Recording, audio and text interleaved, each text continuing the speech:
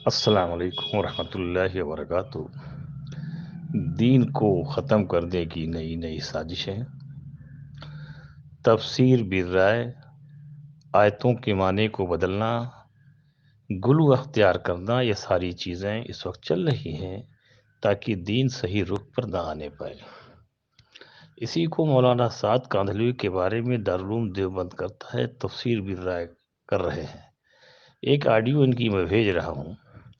انہوں نے جہاد کی جو تعریف کی ہے، جہاد کس چیز کو کہتے ہیں، یہی تعریف یہودی علماء صلاح الدین ایوبی رحمۃ اللہ علیہ کے زمانے میں کیا کرتے تھے۔ صلاح الدین ایوبی رحمۃ اللہ علیہ نے دیکھا کہ اس وقت جہاد میں کم لوگ آ رہے ہیں، کیا وجہ ہے؟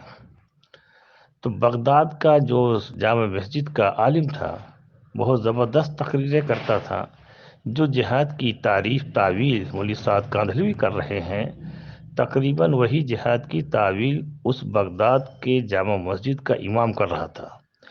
جب صلاح الدین ایوبی نے اس کو جانچ کیا اور دیکھا تو وہ یہودی عالم نکلا جو 10 سال سے بغداد کے جامع مسجد میں امامت کر رہا تھا، لوگ جہاد پر نہ جائیں اس قسم کی تعویلیں کرتا تھا۔ تو اس زمانے میں دین کی جہاد کی جو تعویل مولانا سعد کاندھلوی کر رہے ہیں، یہی تعویل تقریباً بغداد کے یہودی عالم کر رہے تھے۔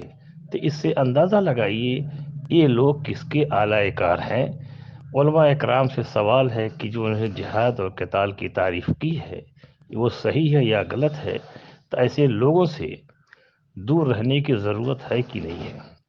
مولانا ارشد مدنی دامت برکاتہ فرماتے ہیں چونکہ ان کو علم نہیں ہے لہذا غلط سلط باتیں کرتے ہیں۔ جب ان کے اجتماع میں جاؤ گے تو جو باتیں یہ کہیں گے اسی باتوں کو دنیا میں پھیلاؤ گے تو ہدایت کے بجائے گمراہی پھیلے گی، لہذا ایسے کہ اجتماع میں جانا سے پرہیز کرنا چاہیے۔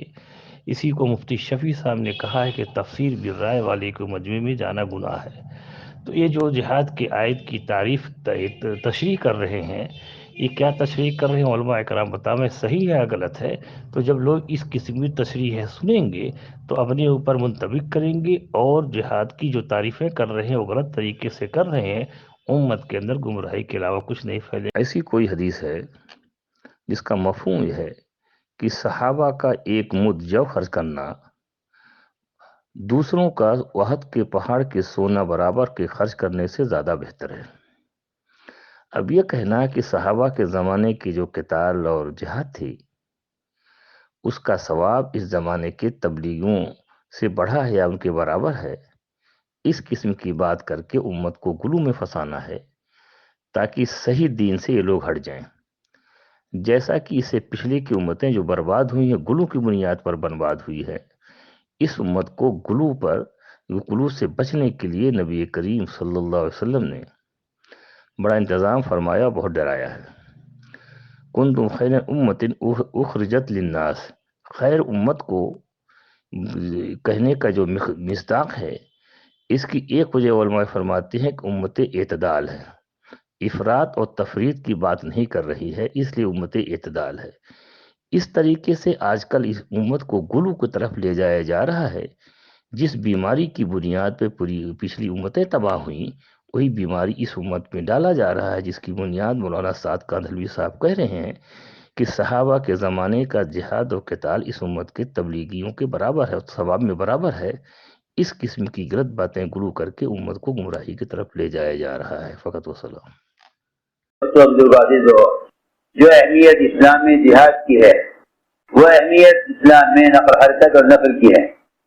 جہاد اور دین کو پھیلانے کی کوشش کو الگ الگ چیز سمجھنا یہ امت کو ابتداء اور جہالت میں ڈال دینا ہے۔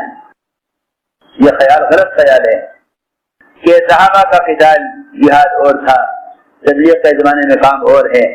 یہ بہت بڑی غلط فہمی اور یہ شیطان کا ایسا وسوسہ ہے جس سے امت کے اندر سے دین کے احیاء کے لیے نقل حرکت کی سنت اور بعثت کا مقصد ختم ہو جائے گا۔ اسے بات ذہن میں رہ کر کے کہ جو اہمیت اور جو فضائل دور صحابہ میں اللہ کے راستے کے نفر کے ہیں، وہ فضائل اور وہ اہمیت قیامت تک کے لیے ہے، قتال ہو یا نہ ہو، قتال ہو یا نہ ہو۔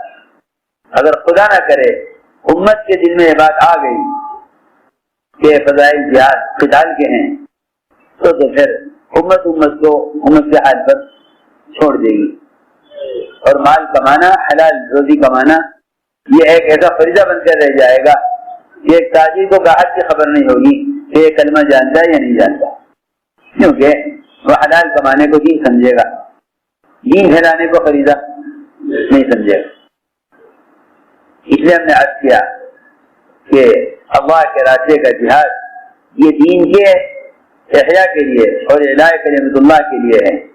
قتال ایک عارض ہے جو اکثر سرایہ غزوات میں پیش نہیں آیا، اس لیے خیال کرنا کہ اس راستے کی نقل و حرکت کے فضائل وہ جہاد اور قتال کے فضائل ہیں، یہ خیال غلط خیال ہے، کیونکہ قتال کا مقصد بھی اسلام کو قائم کرنا اور کفر کی رکاوٹ کو اسلام کے راستے سے ہٹانا ہے۔ بالذات جو چیز مقصود ہے اس کو تو مجھے چھوڑ دیا، اور جو بالذات مقصود نہیں ہے اس کو اصل سمجھ لیا۔ اسے میں نے عرض کیا کہ دیکھو، دعوت و تبلیغ کا قوام نفر و نفر حرکت ہے،